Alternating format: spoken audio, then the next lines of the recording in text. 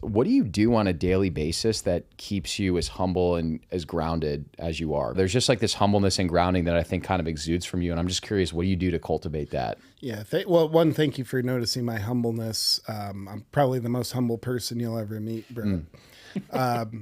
Yeah. I think whatever degree of humbleness and grounding I have, there's maybe a few different things that contribute to it. There's the long-term approach.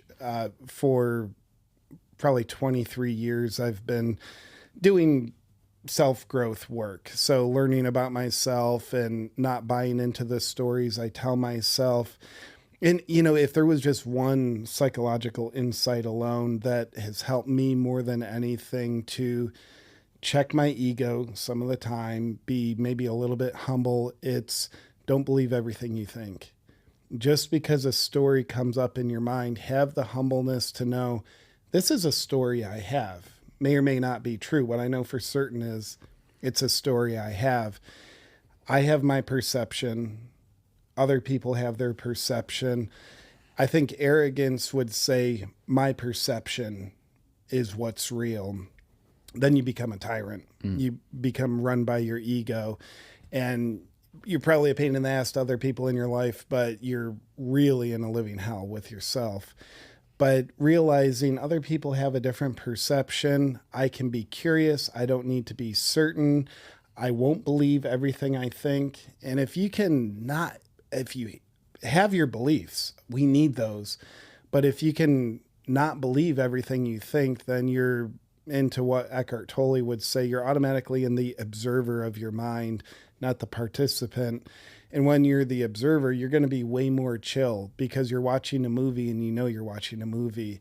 But if you're the participant, I believe everything I think, I have my story, this is what's real, then you're watching a movie, but you think it's real. So the characters are, getting in a gunfight, you're stressed because you think it's real.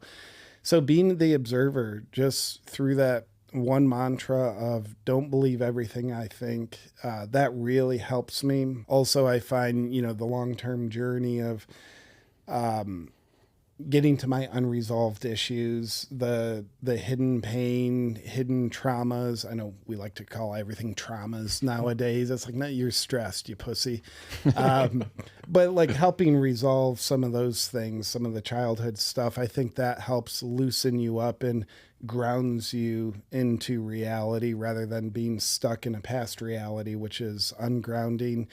And then, man, on the short term, more the daily practices, the abstract way to say it is like taking care of my health is very helpful for being grounded, being a little more humble. I find exercise for me is my best mental health practice. Like if you're exercising hard, filled with lactic acid on the assault bike, doing a circuit, whatever you're doing, you are feeling your body and feeling your feelings, feeling sensations. That's a great, great grounding practice. And just exercising hard, that serves up an opportunity to feel your body in a nice potent dose. Yeah, it's almost like there's certain things where, like when those emotions pop up, you're like, I'm not going to rationalize my way out of this. I almost just need a state change. Yeah. So there's sometimes where I've noticed if I'm like overthinking something or, the work that I need to do isn't getting done, I'm like, I'm better off just like getting a workout in or a cold plunge or a sauna. And then it's like, you just have that pop and you're good to go after. 100%. Yeah. On my bad days, I'll buy into the rationalization of, well, do my workout now before all the work's done. I don't have time, or I've got a cold plunge too, taking 5 minutes to go out and do that. I don't have time. But I find nowadays, hopefully most of the time, I actually abide by the inner wisdom. Like, yeah, go do that. The state change you get, you go back to the work, the quality of it is so much better. And it just seemingly happens way quicker. So it's like taking time to get yourself grounded, the workout or the cold plunge. It looks like a time expense, but it's like, yeah, it's a net time saver most of the time for me. Yeah, I definitely used to be the type of person that would just work myself into just work until the quality's like at 10%.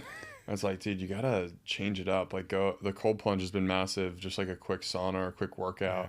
It's like incredible what that change of mindset can do.